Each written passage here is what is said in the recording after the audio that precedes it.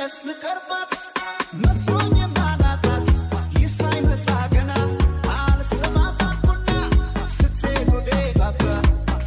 ሞገሴ ነው